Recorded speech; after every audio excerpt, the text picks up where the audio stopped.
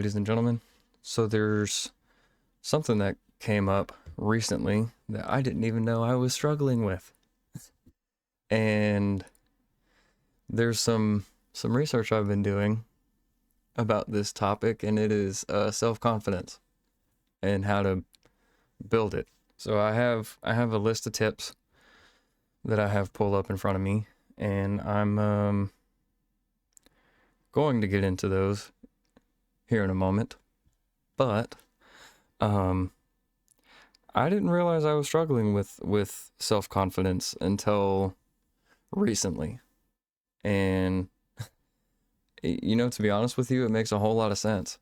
Um there are a lot of things I think I struggle with, and apparently self-confidence is built up from like childhood. I believe that, honestly, and there wasn't a whole lot of that in my childhood, so this makes a whole lot of sense.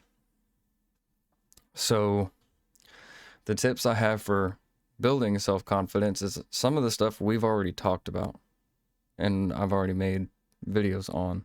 But the first one is practicing positive self-talk. We just talked about that. And that's really important when it comes to replacing the negative thoughts that your brain will focus on sometimes, or even those intrusive thoughts that just cause chaos, I suppose, and don't really give you a choice but to focus on it. It's like I think of it like an attack. The intrusive thoughts are the enemy, and the positive self-talk is how you fight and win that. It helps a lot. I've been trying to do that a lot. And when trying to practice positive self-talk, it's really important to focus on your strengths and what you're good at, or something you admire about yourself, or even something that someone else told you is a really good trait about yourself. It's really important to remember that kind of stuff, because that will help you be more secure in yourself as a person, right?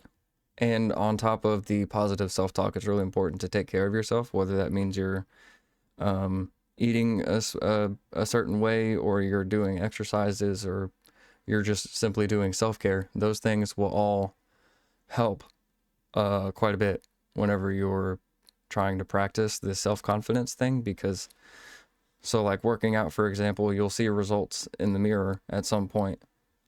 Don't use the scale for this to track progress. Look in the mirror, because that's going to tell you more. Scales, they're a good tool, but it's like counting calories to me. It's useful to a certain extent, because your body weight fluctuates all the time, and your caloric needs are sometimes going to fluctuate. So I kind of look at them the same way. But that kind of thing, eating a good diet, it's just good to eat healthy anyway. Not necessarily like you can't enjoy what you want. I encourage that. But it's your gut health and your mental health are almost directly correlated. So if you're feeding your brain good food, then you're going to have better like firing in your neurons, and you're going to be able to make connections a little bit better, and truthfully, it'll probably just make you feel a whole lot better in terms of endorphins and all that other shit, right? Set realistic goals. Break the big goals that you have down into smaller goals that you can complete in steps. So like, I'll use a simple one for me. My goal is to be like 200 pounds. Okay. That's the end goal if I get to 200 pounds. And in the meantime, it's increments of 5. And I want to look like I weigh 200 pounds. I've never looked like I weigh what I do. When I was 185 last year, I was still fairly skinny, and I had a little bit of a stomach pudge. I still kind of do have a stomach pudge, but I'm a little more built up now, thankfully. So like stuff like that, just take it in steps. Um, Surrounding yourself in positivity is really important. One of the methods that I use if I'm not around people is I will watch funny shit, whether that be a podcast or a YouTube video or whatever it is. It's something funny, something that just keeps the brain active and keeps the brain friendly, even, because laughter is honestly a really good, it's an almost like a natural medicine, because the more you're laughing, the more I don't know if it's dopamine or serotonin. It's one of those. I think it's serotonin. The more serotonin you're able to produce. Also, since I brought up serotonin, sunlight is really important. Like 15 minutes, 10-15 minutes a day, if you're able to do that in your environment, that's important. If you can't do that, then take vitamin D supplements. That will help tremendously. And it'll help you sleep better, because serotonin then converts to melatonin whenever it's time to go to bed. This one we've also talked about is being nice to yourself.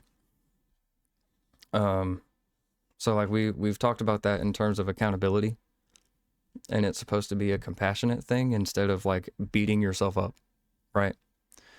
When it's coming from you, especially because we are our worst critics, it's really important to be compassionate with yourself and not talk from a place of hatred. It's, I did this, but I can do better kind of thing. You know what I mean? And to come with that is practicing forgiveness with yourself. I did this. I've learned from it. I'm going to forgive myself, give myself the grace to move on and do better. You know what I mean? That kind of thing. That's really important, I think. I didn't even know that was linked till today. Stepping out of your comfort zone. This one makes a whole lot of sense. So like what came to mind for me was people like taking martial arts classes, regardless of whatever style, because that's not necessarily something you're comfortable going into, but it is something that you get comfortable with over time. And it is not something that I think is in most people's comfort zone. And I guess unless you're raised in that kind of environment, I suppose.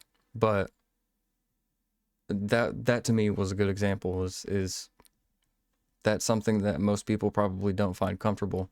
However, you get comfortable over time by facing that little bit of discomfort and maybe even fear that comes with doing something that you're not used to. You know what I mean? Something constructive, not like, let's not try cocaine today.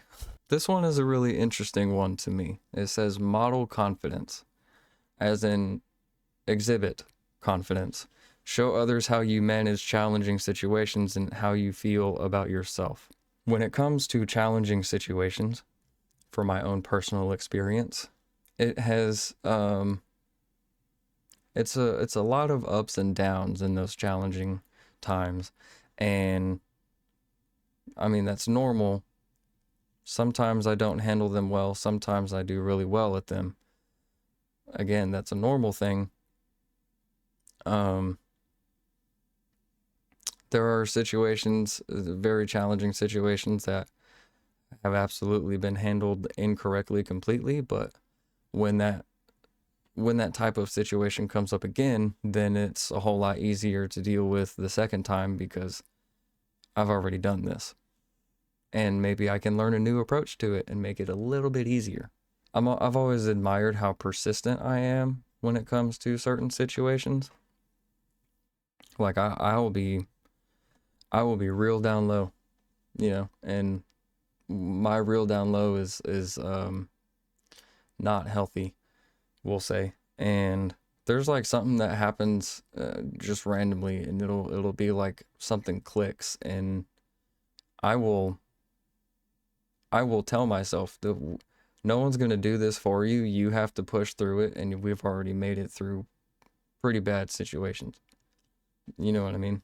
And, you know, to be honest with you, I think that's a trait that everyone shares. For the simple fact that if you've made it through every single one of your bad days, that is a 100% success rate, which means you are also a persistent person. And even if